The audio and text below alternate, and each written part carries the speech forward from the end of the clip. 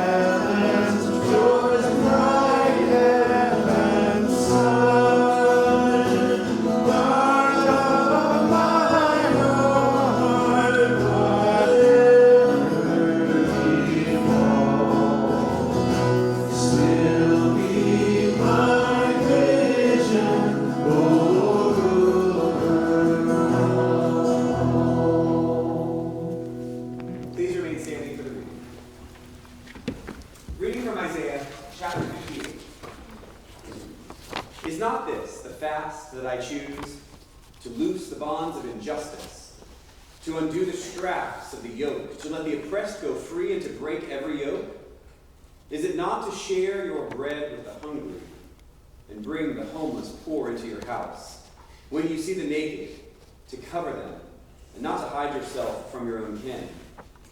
Then your light shall break forth like the dawn, and your healing shall spring up quickly. Your vindicators shall go before you. The glory of the Lord shall be your rear guard. Then you shall call, and the Lord will answer. You shall cry for help, and he will say, Here I am. If you remove the yoke from among you, the pointing of the finger, the speaking of evil, if you offer your food to the hungry and satisfy the needs of the afflicted, then your light shall rise in the darkness, and your gloom be like the new day. The Lord will guide you continually and satisfy your needs in parched places and make your bones strong. And you shall be like a watered garden, like a spring of water whose waters never fail. Your ancient ruins shall be rebuilt. You shall raise up the foundations of many generations. You shall be called the repairer of the breach, the restorer of streets to live on. The word of the Lord. Thanks be to God. Please be seated.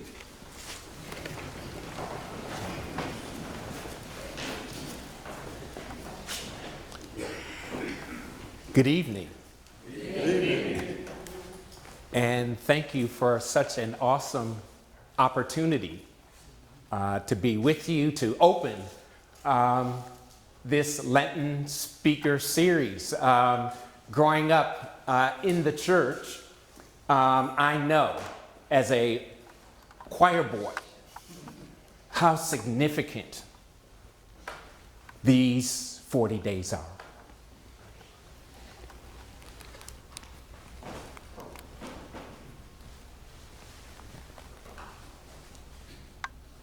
I have often been asked what it's like to be working with those in need, the homeless. And I often contemplate, I say to folks often that how challenging it is for me to understand how it is that someone would make the choice to sleep on the concrete.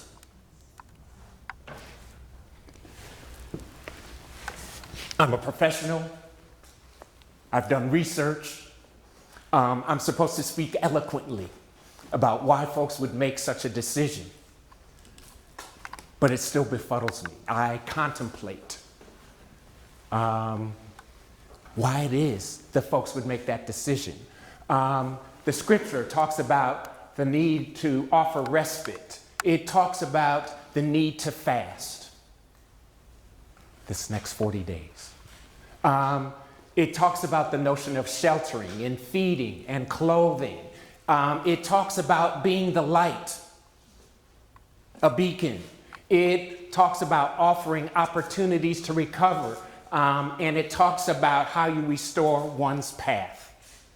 That's what the bridge aspires to do. Our mission. The mission of the bridge is to empower adults experiencing homelessness in Dallas with the tools to homeless recovery as they move into sustainable housing. That's our focus.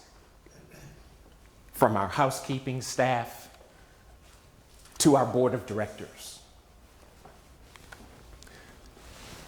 Again, I want to thank you. I'm going to talk a little bit about our guests. We don't call the folks that we serve clients, patients. We call them our guests. I'm going to say a little bit about the notion of change and this notion of not just offering folks an evening meal and a place to sleep, but what happens during the day. How do you kind of complete the circle? What's an exit? What's the exit strategy for no longer making the choice to sleep on concrete? The bridge is in a neighborhood. We are a part of it. Dallas Police Department describes us as our neighborhood, just on the edge of the farmers market, that crime is down over 55%. That property values are up over 300%. Many folks believe that offering services to the homeless would only detract from the neighborhood. It would undermine it. We are an example of how that does not have to be the outcome. I'm going to talk about care management. I'm going to talk about some opportunities you may wish to contemplate in terms of helping us at the bridge, and then I'm going to get some help fielding some questions. You may not know it, but in Dallas, the last point in time count identified that over 4,000 individuals on a given night, when a count was done, that was the number of folks who were counted to be homeless. We have just completed, about a month ago, our current point in time count, and in about 45 days or so, we're going to get the results. And many folks are concerned that there will be many more folks than the 4,410 counted last year that would be counted as homeless this year. Don't you see it? In your neighborhood, at 35 in Regal Road, back in the hinterlands next to Costco. And so we're very concerned. I'm very concerned about what that number will be, because at the bridge, we're very concerned about the number of folks who are unsheltered. That's the folks that we are trying to engage to get to come to our campus, have a meal, get a shower, maybe fresh clothing, connect with a care manager, and begin to craft a strategy for exiting homelessness.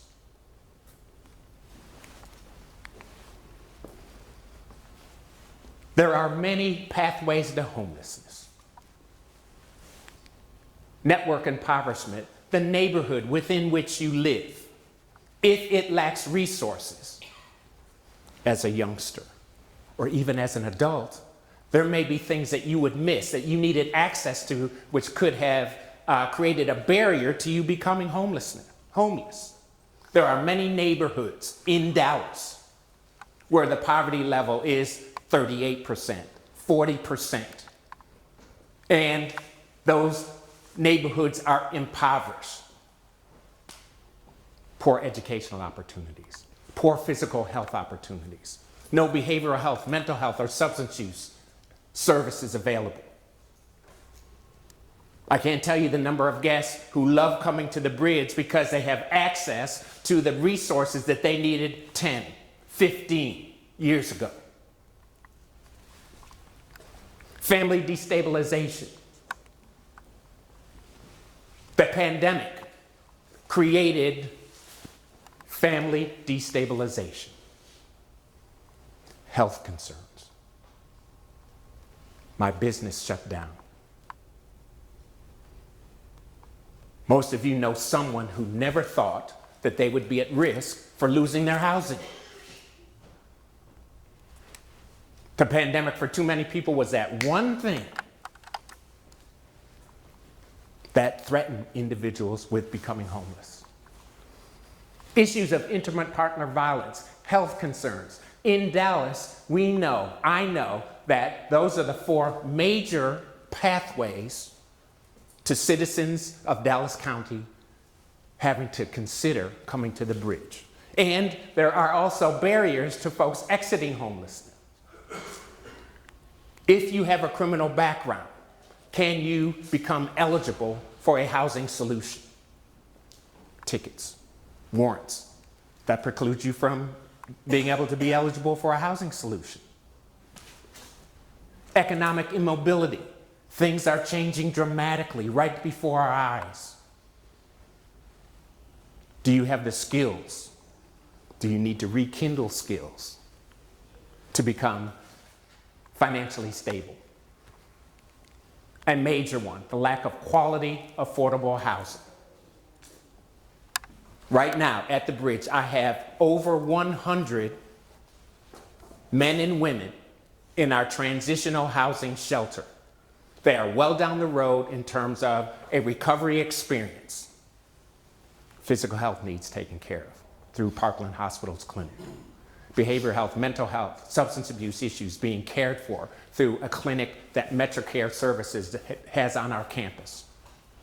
They have a great relationship with a care manager. They may have seen folks from legal aid who are on our campus to take care of tickets or warrants. They are ready for a housing solution, and there are not enough affordable housing options. And so at the bridge, my goal is to be able to get folks off of the concrete, to come onto our campus, take advantage of resources, come into our transitional shelter and then exit into a housing solution they can sustain on our own. My flow is jammed up because I don't have enough affordable housing options in our community.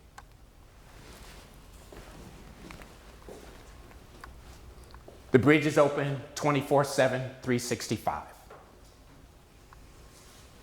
We are different than many of our shelter partners who may be open in the afternoon from 3, 4, or 5, serve a meal, get a shower, maybe some spiritual nourishment, have a good night's sleep, and at 6 or 7 in the morning, what? You're pushed out onto the street to then just come back.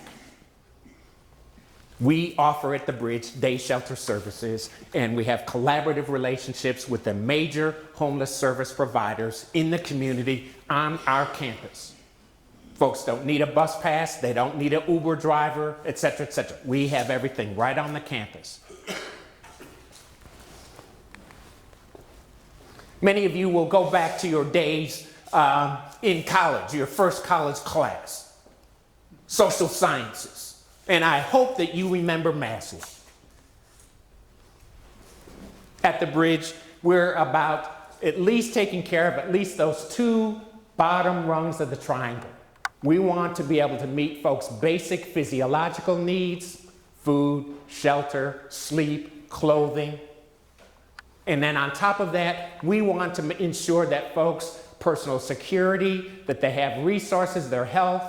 We want to make that at least those 2 things are in place such that we can layer on top of that the kinds of interpersonal skills necessary to sustain your own housing.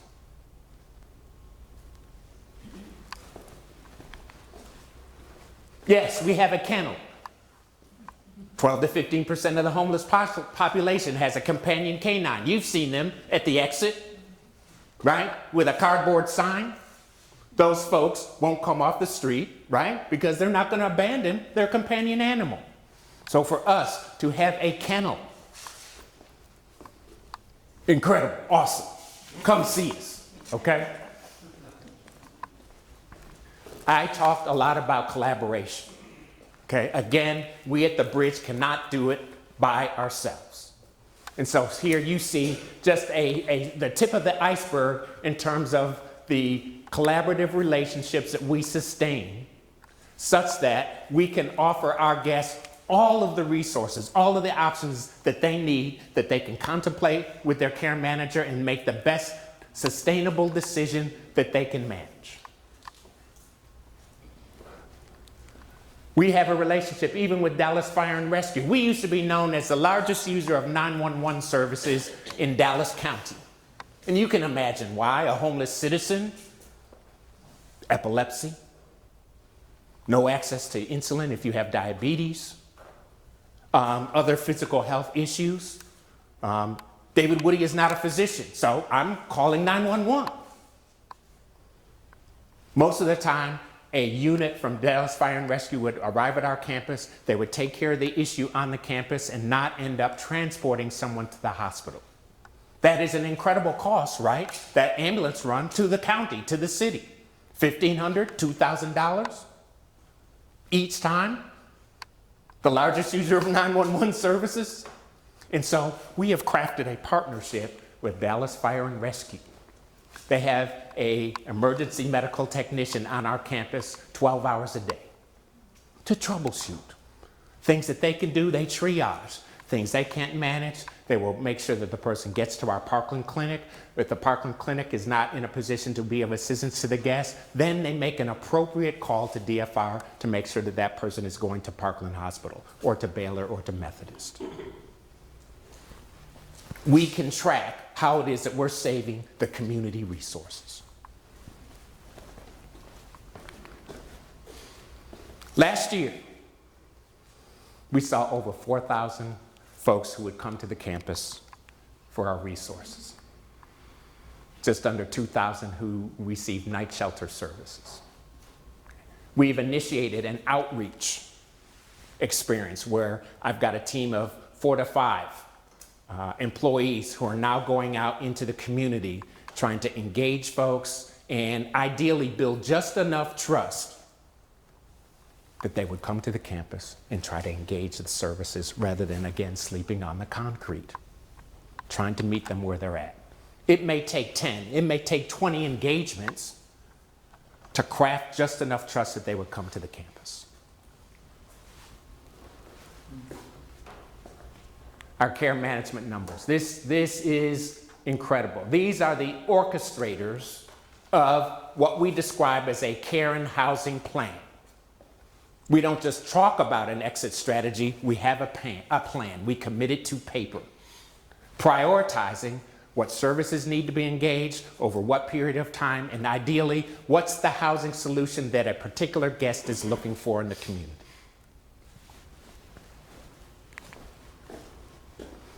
A week ago, we delivered over 2,000 day shelter services.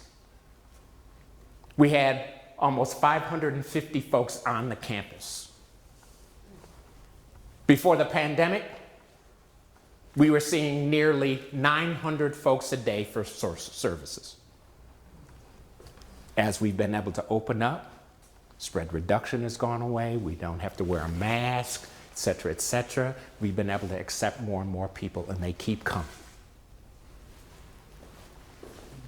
We're tracking the fact that how many services that folks are receiving, that a single guest would have engaged more than 12 services. That's an incredible resource.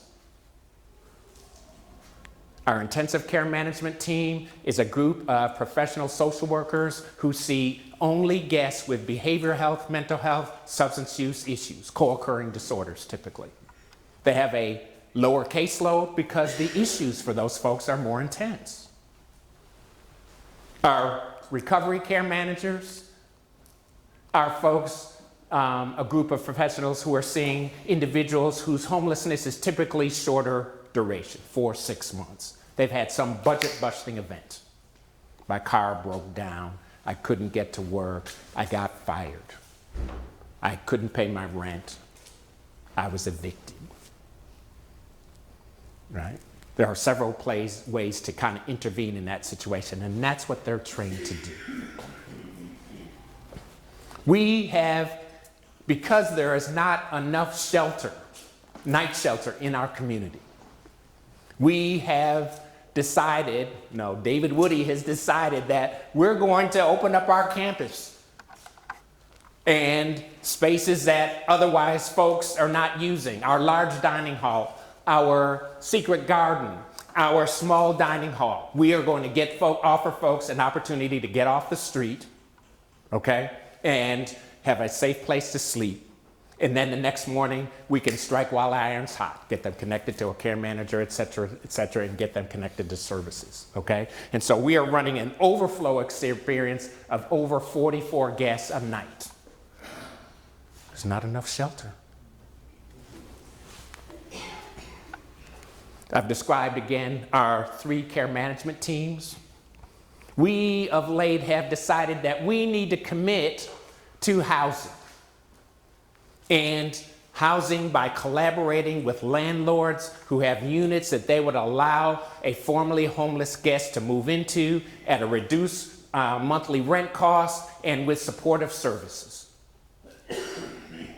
We have gone in the last 18 months from having relationships from 10 to 12 landlords to now nearly 50. And then all the units to go with that. Our goal is to house at least 1 guest a day. And among those guests that we house, 93% are still housed after 6 months.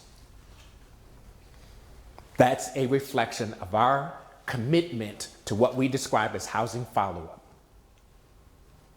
If I was to move from Aledo to downtown Fort Worth, my wife would say, where should I shop?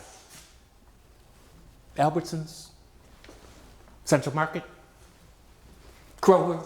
Where is it at? Where's the closest one? Where do I get my meds? Where's the closest Episcopal church? Right? That's how it is that you root yourself in your environment. your social network. We know it's the same for a guest. Yes, we work hard to craft relationships where a guest will feel like 1818 Corsicana Street is their home.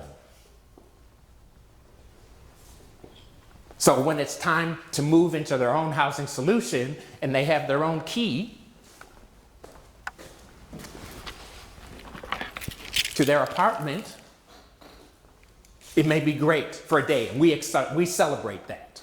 But 24 hours, 48 hours, 72 hours later, when they're by themselves, that could create issues, perhaps relapse issues, okay? So the fact that our care managers would actually go out and in their care and housing plan decide how often they need to meet with that person, such that they become rooted in their new community.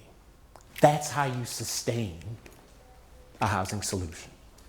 That's our mission, right? We are neighbors. I described that we are part of a neighborhood. And so we have a 2-block radius around the bridge that we're responsible for. Ideally, David Woody would not need our employees to be involved in the community. We have enough to do inside of our gates at 1818 Corsicana Street. But because, frankly, I can't get enough help from Dallas Police Department, City of Dallas Code Enforcement, other folks in the neighborhood, I need a clean neighborhood. We're part of the neighborhood. And so my safety team, my housekeeping team, our peer support specialists are out in the community engaging folks so that they're not languishing and loitering in front of businesses who are trying to do awesome work and trying to encourage folks to come onto the campus. Folks will say, we had folks from Washington, D.C. with us 10 days ago. They could not believe that it was a homeless shelter because most homeless shelters, and these are folks from Washington, D.C. and HUD, who say, most shelters you go to, what do you see? Homeless folks. Okay?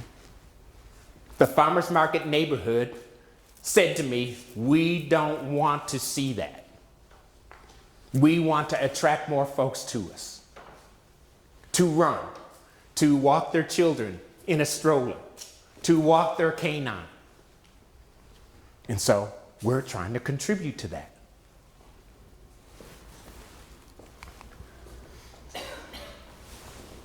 We have a list of expectations that we have laid out about what being a good neighbor can be. And we have relationships with Millet the Printer across the street, and Heinz Nut across the street, and City Lab with DISD a block away, All Saints Church 2.5 blocks away, and with the Farmers Market Stakeholders Association, frankly, about what our work should look like. 7 years ago when I came to the bridge, I would never have thought that I would be able to host at the bridge the Farmers Market Stakeholders Association meeting. That's an example, right, of what it is that we're trying to do, to be leaders. And so, I have to close. And so, my role is about trying to help folks balance and contemplate this difference between indifference and fear with the homeless. And I talk with my employees a lot about the feeling of being vulnerable.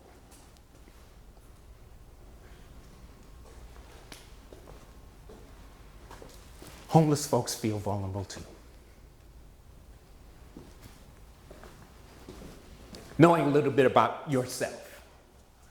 How it is that you can have an impact on others. What's your motivation and your ability to deal with special problems of communication? I hope I'm having you tonight just contemplate those things.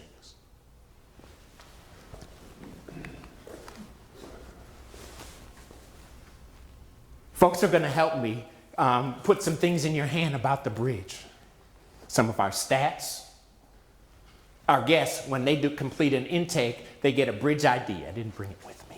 And it's with that that we're able to track every service that we delivered. We have a story to tell. Every hygiene kit, every haircut. We have a barbershop and salon, thanks to this gentleman's support. Right? I went to the barber yesterday. I was coming to this. I was preparing for this. I went to the barbershop last night. Okay? It's the same thing for a homeless person. There are so many ways. You have some of your peers here who have been to the bridge. They have served a meal regularly. They have offered spiritual nourishment to our guests who are craving that kind of support. There are so many opportunities. And so, as your leader has described, we are crafting an evolving partnership. And I'm hoping that this evening I've offered you just a little bit more reason to really consider checking us out. And so I'm going to wind this down by reading Isaiah 58, verses 6 through 12 from the Message to kind of break this thing down.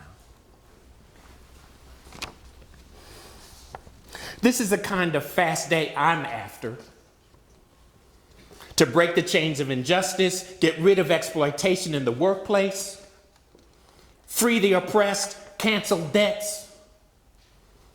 What I'm interested in seeing you do is sharing your food with the hungry,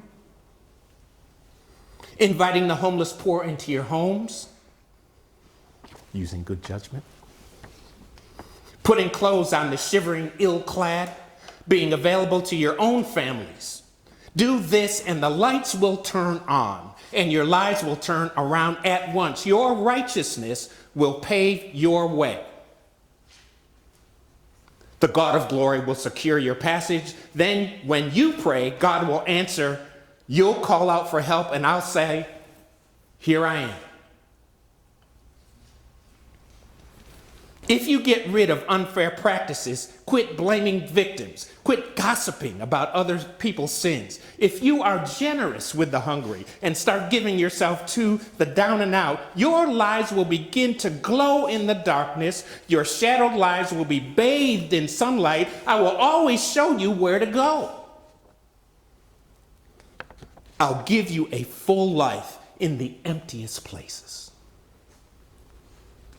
Firm muscles, strong bones. You'll be like a well-watered garden, a gurgling spring that never runs dry. You'll use the old rubble of the past lives, to build anew. Rebuild the foundations from out of your past. You'll be known as those who can fix anything. Restore old ruins, rebuild and renovate, make the community livable again. And I would submit to you, that's what the Bridge Homeless Recovery Center is about. That centering, that foundation.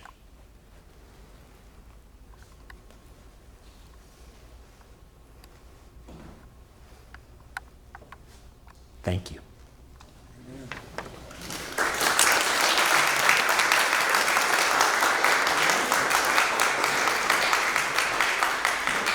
Since we have Dr. Woody here, I'd love for us to have just a short conversation.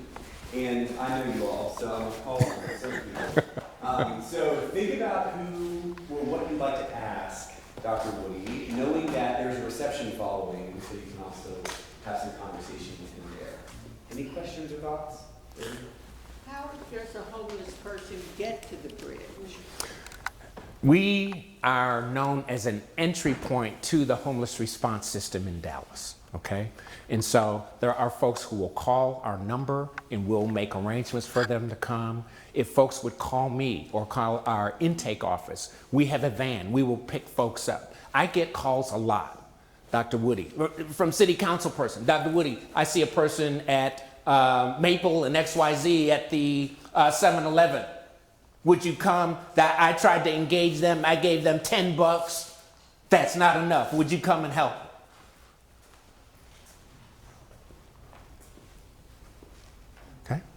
Okay. Maybe an unfair question, but if you had the housing, Yes. how many people do you think are ready to go and live in that housing? I would say about 40% of folks are ready to go into that house and live. What we also commit, though, to is there are some housing solutions, such as permanent supportive housing, okay, that we would want to make available. Okay, the bridge competed for some new HUD funding for the unsheltered homeless. Okay, our government decided, Housing and Urban Development decided that based on that number that I showed you, over 4,000 people homeless, right, and over 40% of them no place to live, okay, that the government needs to commit more resources to helping to grow housing solutions, in particular, permanent supportive housing, where a person would have assistance in terms of paying rent, but they would also have the quality of resources, like at the bridge, on site, to help folks sustain their housing solution. And there's a two-way street. The other piece is, for the bridge, is that we want to support landlords, okay? That they would make a commitment to this is great, and they're running a business. Right? So ensure that they're paid on time, that their property is not destroyed, that if a guest has a psychiatric, mental health, or other kind of issue, that we would be able to support that landlord, right? That's really great. And why they're excited about working with the bridge is because I told them, I can keep you leased up. I've got 100 people ready for a housing solution, right? And about 40% of them have behavioral health, mental health, substance use issues, and landlords are saying, Dr. Woody, we will set up an office for you on our campus. Okay. Okay. You have a master plan? Do you have a master plan for expansion? And can you accommodate the number of people that you estimate might need that service? You would know how we're landlocked, right? He's been, and so my goal, the latest, I just got off the phone with somebody from the city, and there's a bond package that they're trying to craft, right? I know right now that we need more night shelter, right? I have a couple of patches of land. I think I could expand and offer more night shelter, okay? And so I would say that if I had established the right architect who could work with our open spaces, and again, we're landlocked, that perhaps offering night shelter to 200, 300 more people, I think we could do that. Do you have to buy it? Are they contiguous properties to where you are now? They're right there, right? We're talking about being right at 1818, exactly, okay? That's my vision. Yeah, and on the COVID deal, you've opened up the feeding again? Yes, we have. Yes, we have. Yes, Amy Jane, who is here, stand up, Amy. Amy Jane is my Chief Development Officer, okay? And so folks who are looking for options to connect to us, right, there are options here, and she will be here. Have a conversation with her. Richard, Dr. Lee, how do you handle those people that are night sheltered that do not want to take advantage of your other services? Right. Because we track this, and this has come out of questions from our board, okay? How many folks that you see, Dr. Woody, are folks who really seem to be reluctant or reticent to engage? And it's about 13 to 15% of folks we see who are in that position. And so what we have established is how it is that we engage those folks at first every 21 days and then every 60 days. Where are you? Tell me a little bit more about why it is that you won't engage. I'm not making the choice to engage a care manager. We have seen you at times, we track meals. We've seen you not come for breakfast on a certain day or for lunch on a certain day. We know how important nutrition is to recovery. Tell me about that. And so we can track who those folks are, and we have a framework for engaging them. Uh-huh. In talking to some younger people that are homeless, Yes. I've tried a couple of times, and one time I was successful, but most times I'm not, to get them to contact their family. Whoever their family is, to make a telephone call. Do y'all have any luck with that, reestablishing family contact? Yes. I described kind of our outreach experience, right? And we have initiated what is called in the homeless response system diversion. Okay? There are some folks for whom coming into the homeless response system would probably be inappropriate. It is inappropriate. Okay? And so to engage, when we first engage folks, we're asking questions about where they slept last night. Okay? And many folks will be able to describe a relationship with a family member that has gone terribly bad, a relationship with a friend that they've burned the bridges, a relationship with an element of a church where those relationships were destroyed.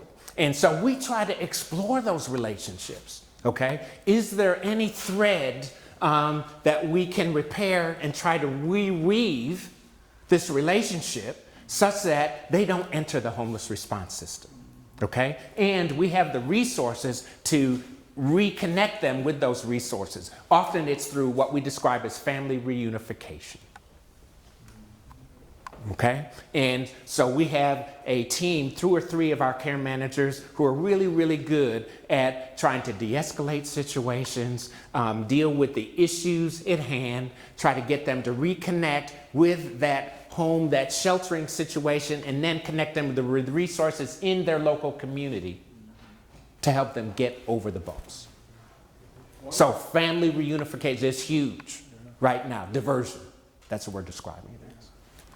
How about one more question? Okay. David?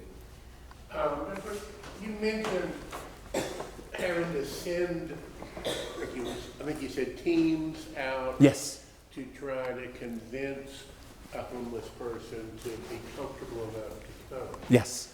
I guess I was interested,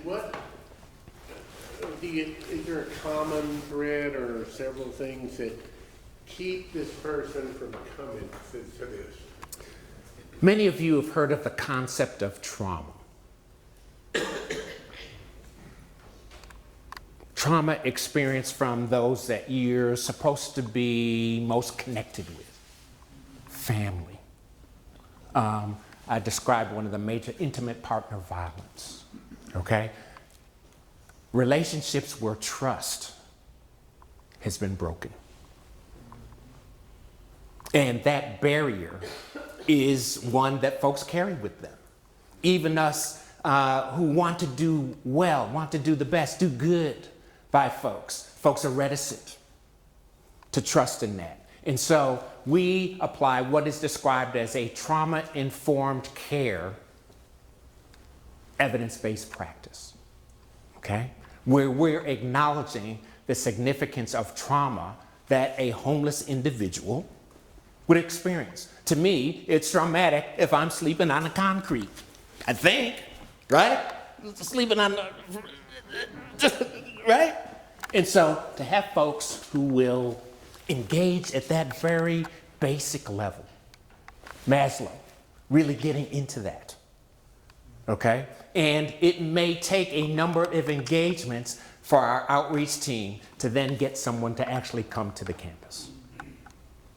Okay, and that's just one of the major barriers to folks being willing to at least come to the campus and contemplate what their exit strategy might be.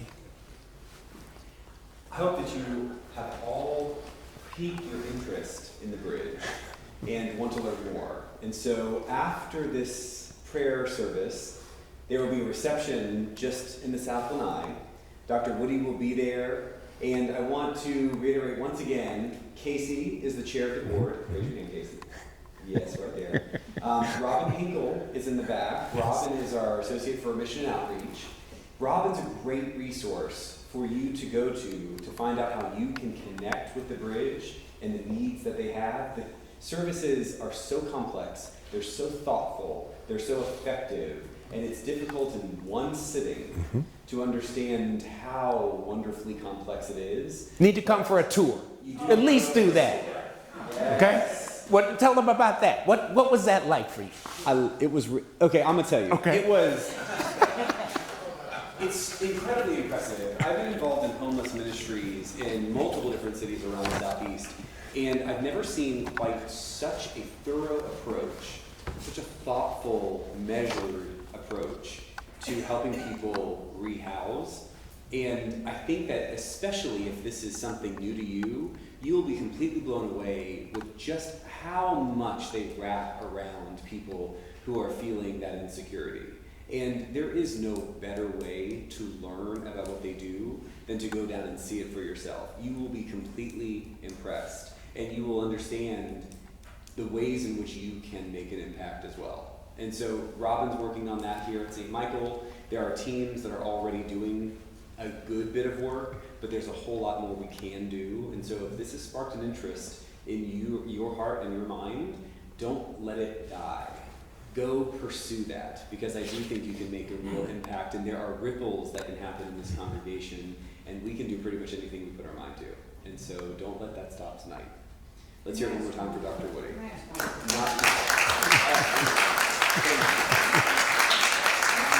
So I invite you all to stand, and let's continue our service with the Lord's Prayer.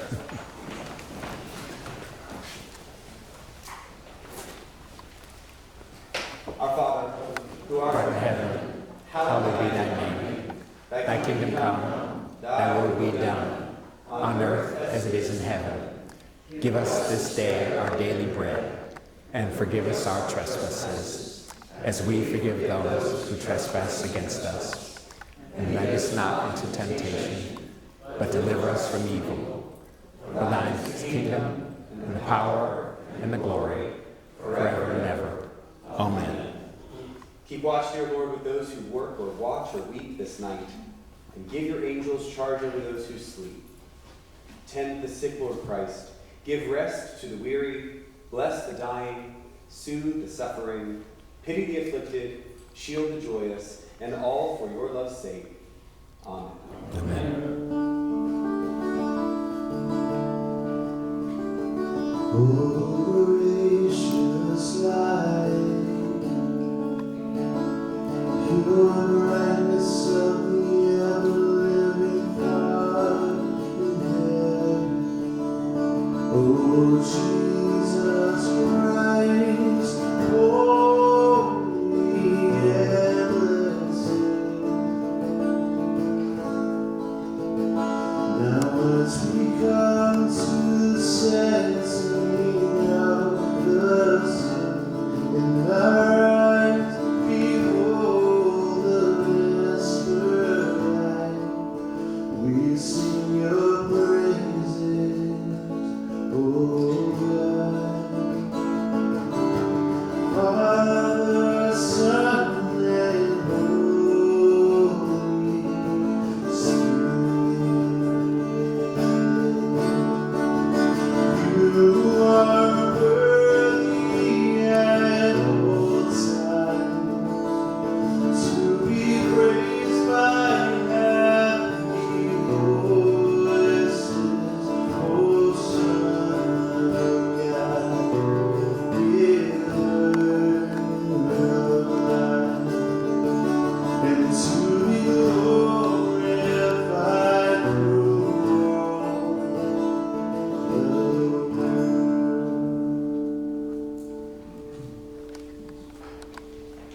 Lord, you now have set your servant free to go in peace as you have promised. For these eyes of mine have seen the Savior, whom you have prepared for all the world to see, a light to enlighten the nations and the glory of your people Israel. Guide us waking, O Lord, and guard us sleeping, that awake we may watch with Christ, and asleep we may rest in peace. And now, let us bless the Lord. Thanks be to God. The Almighty, merciful Lord, Father, Son, and Holy Spirit, bless us and keep us. Amen. Amen.